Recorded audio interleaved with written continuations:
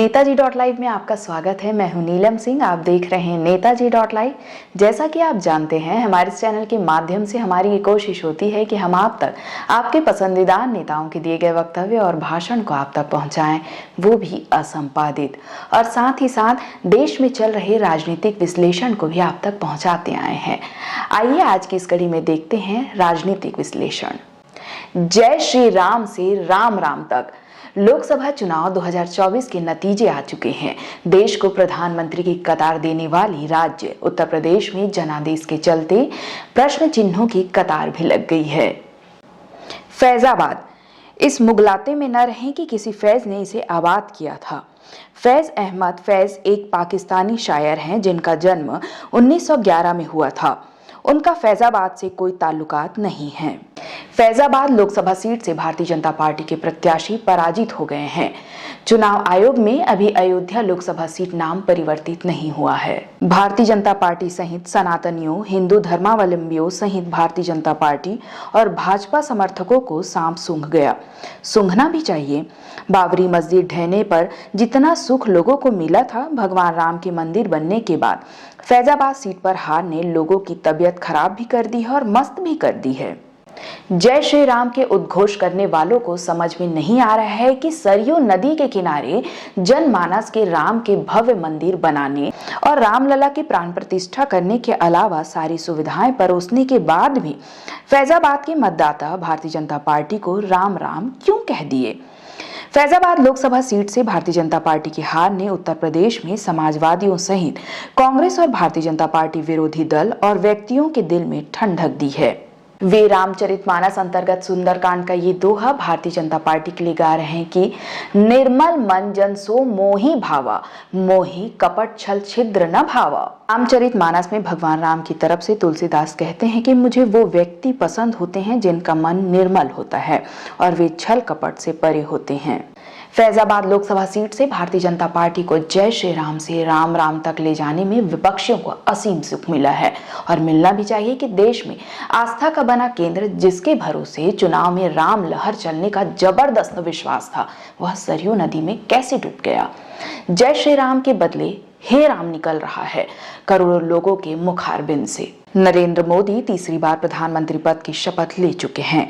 उत्तर प्रदेश के मुख्यमंत्री योगी आदित्यनाथ सहित जयप्रकाश नड्डा और उत्तर प्रदेश भारतीय जनता पार्टी के प्रदेश अध्यक्ष भूपेंद्र चौधरी के लिए निश्चित रूप से मंथन का विषय होना चाहिए कि अयोध्या का कायाकल्प करने के बाद भी अयोध्या जिस लोकसभा सीट के अंतर्गत आता है, वह भारतीय जनता पार्टी का विकल्प समाजवादी और कांग्रेस गठबंधन कैसे बन गया। ये चिंतन उत्तर प्रदेश के उन लोकसभा सीट के लिए भी होना चाहिए। पार्टी चिंतक लेखक से 1000 गुना होशियार है। जहां के मतदाताओं ने भारतीय जनता पार्टी को जय श्री राम कहने का गौरव देने के बजाय राम राम कह दिया है। कार्ल मार्क्स ने माना था कि धर्म एक ऐसा नशा है जिसका असर मानव मस्तिष्क पर स्थायी रूप से होता है, लेकिन ये बात आज के दौर में पूर्णतः लागू नहीं होती है। धर्म से बड़ा नशा जाति का है, संप्रदाय का है, प्रलोभन का है, बिना मेहनत करे मिलने वाली सुविधाओं की घोषणाओं का है। फैजाबाद सहित केवल उत्तर प्रदेश में मिला जनादेश अति आत्मविश्वास और आत्ममुग्धता के खिलाफत के अलावा अपनी ढपली अपना राग गाने के प्रतिरोध का भी है।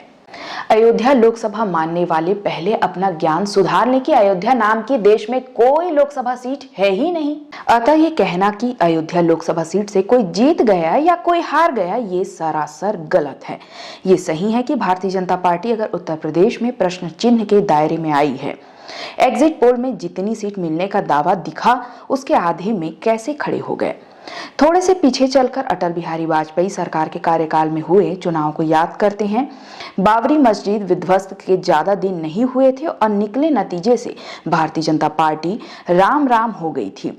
तब भी इसी तरह के नतीजों ने भारतीय जनता पार्टी संगठन को चौंका दिया था। भारतीय जनता पार्टी ने तब भी मंथन किया था और आगे फिर उत्तर प्रदेश की जनता ने सर आंखों पर बैठाया था। जो होता है अच्छा होता है, ये मानकर जनादेश को स्वीकारना लोकतंत्र में सुधार का मार्ग प्रशस्त करता है। 5 साल का समय कम नहीं होता है। भारतीय जनता पार्टी के शीर्ष को आत्ममुग्धता और अति आत्मविश्वास के 7वें मंजिल से जनता ने तीसरी मंजिल पर खड़ा करके ये भी कहा है कि एक मौका और देते हैं दूसरे मौके के लिए। कहा जाता है कि भगवान दुख के साथ सांत्वना के लिए कुछ सुख भी देते हैं। भले ही राम मंदिर जिस लोकसभा निर्वाचन क्षेत्र में आता है वहां से भारतीय जनता पार्टी पराजित हो गई, लेकिन धारावाहिक रामायण के राम अरुण गोविल कई बार वनवास में जाते जाते अंततः जय श्री राम हो गए। भारतीय जनता पार्टी अब राम, सीता और रावण को संसद में पहुंचाने वाली भी पार्टी कहला सकती है। इन सब बातों से परे उत्तर प्रदेश में समाजवादी पार्टी के अध्यक्ष अखिलेश यादव निश्चित रूप से बधाई के पात्र हैं, जिन्होंने विधानसभा चुनाव में सत्ता न पाने के बावजूद लोकसभा चुनाव में जबरदस्त मेहनत की, सफलता प्राप्त की, कांग्रेस को भी सफलता दिलाने में सूत्रधार रहे। उनकी साइकिल को अगर समय रहते ना रोका गया तो लखनऊ पहुंचने से उनको अगले विधानसभा चुनाव में नहीं रोका जा सकेगा। फैज अहमद फैज की कुछ पंक्तियां भी सुन ले। कर रहा था गम ए जहां का हिसाब, आज तुम याद बेहिसाब याद आए। इसी तरह के राजनीतिक विश्लेषण को देखने के लिए हमारे चैनल को लाइक करें, शेयर करें और सब्सक्राइब करें। नमस्कार। नेताजी.live के प्रायोजक है Satyadeep diagnostic and clinic, Supela, Bhilai.